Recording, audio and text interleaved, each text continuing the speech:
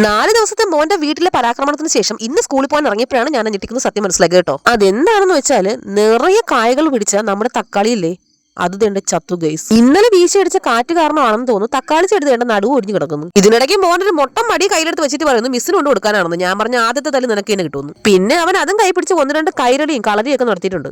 ഇത് നമ്മുടെ വീട്ടുമുറ്റത്ത് ആദ്യമായിട്ട് പൂത്തൊരു തെറ്റിപ്പൂവാണ്. ദേണ്ട കണ്ടില്ലേ രക്തത്തുള്ളികൾ പോലെ ഇരിക്കുന്നത്. പിന്നെ കുറച്ചു നേരം അവിടെ ഇരുന്ന് പേടിപ്പിക്കുന്ന പ്രേതകഥയെല്ലാം തള്ളി മറിച്ചിട്ടുണ്ടപ്പോൾ സ്കൂൾ വണ്ടി വന്നു. അങ്ങനെ അവൻ കയറി പോയിട്ടോ. ഇച്ചിരി വണ്ണം വെച്ചൊന്ന് എനിക്ക് തന്നെ തോന്നുന്നുണ്ട്. എന്നാ പിന്നെ ഇച്ചിരി ഡയറ്റ് എടുക്കാന്ന് വിചാരിച്ചിട്ട് ഞാനിപ്പോ കുറച്ച് ദിവസം കൊണ്ട് ഗോതമ്പാണ് കഴിക്കുന്നത്. അതുകൊണ്ട് 2 ഗോതമ്പ് ദോശയും ഇച്ചിരി സാമ്പാറും എടുത്തിട്ടുണ്ട്. എന്നാ പിന്നെ വീട്ടിലെ അടുത്ത അംഗങ്ങൾ തുടങ്ങുന്നതിന് മുന്നേ 2 ദോശ എടുത്ത് കഴിക്കാന്ന് വിചാരിച്ചിട്ട് അത് കഴിച്ചോണ്ടിരിക്കുവാണേ. പിന്നെ എന്റെ ഈ കൈ കിടക്കുന്ന വള എവിടെ നിന്ന് മേടിച്ചാണെന്ന് ഒത്തിരി പേര് ചോദിച്ചായിരുന്നു. ഞാനത് ഓൺലൈനായിട്ട് മേടിച്ചാണ്. ലിങ്ക് കിട്ടുവാണെങ്കിൽ ഞാൻ മുകളിൽ കൊടുത്തേക്കാം. ഭയങ്കര പൈസ ഒന്നുമില്ല, നിസ്സാര പൈസയേ ഉള്ളൂ. അടിപൊളി സാധനമാണ്. സാരി, ധാവണി, ചുരിദാർ എന്ന് വേണ്ട ഏത് ഡ്രസ്സിന്റെ കൂടെ ഇത് ചേരുന്നുണ്ട്. അടിപൊളി ആയിട്ടാണ് കേട്ടോ. എന്റെ വള കണ്ടിട്ട് അത് ചെയ്തോട്ടേക്ക് വേണമെന്ന് പറഞ്ഞിട്ട് അത് ഊരിക്കൊണ്ട് പോകാനുള്ള പ്ലാനിങ്ങിലാണ്. രാവിലത്തെ ഫുഡ് അടി വളരെയധികം വിജയകരമായി പൂർത്തിയായതുകൊണ്ട് ഇനിയിപ്പോൾ ഉച്ചത്തേക്കുള്ള ഫുഡ് അടിക്കുള്ള കാര്യങ്ങൾ തയ്യാറാക്കാന്ന് വിചാരിച്ചു. റേഷൻ ചമ്പാവരി എടുത്തൊന്ന് ഒരു പ്രാവശ്യം കഴുകിയത് മാത്രമേ എനിക്ക് ഓർമ്മയുള്ളൂ. ദേണ്ട ഇപ്പൊ വെള്ള പച്ചിരി കണക്കിരിക്കുന്നു. എന്തായാലും ഇവര് നാട്ടുകാരുടെ വായിലിരിക്കുന്ന തെറിവിൽ കേൾക്കാനായിട്ട് അരിയിൽ പെയിന്റ് അടിച്ച് വെക്കുന്നുണ്ട്. എന്നാ പിന്നെ ഇച്ചിരി നല്ല പെയിന്റ് വാങ്ങിച്ച് അടിച്ചുകൂടെന്നാണ് ഞാൻ ചിന്തിക്കുന്നത്. പിന്നെ നാട്ടിലും വീട്ടിലും പരിസരത്തുള്ള സകലമാന ദൈവങ്ങളെ മനസ്സിൽ ധ്യാനിച്ചുകൊണ്ട് ദേണ്ട ഒരുപിടി അരിയും കൊണ്ട് വാരി ഇട്ടിട്ടുണ്ട്. പണ്ടത്തെ കാരണന്മാര് പ്രാർത്ഥിച്ചിട്ട് അരിയിടുന്നത് നാളെയും അന്നത്തിനുള്ള വഴി കിട്ടണേ ഭഗവാനെന്ന് വിചാരിച്ചിട്ടാണ്.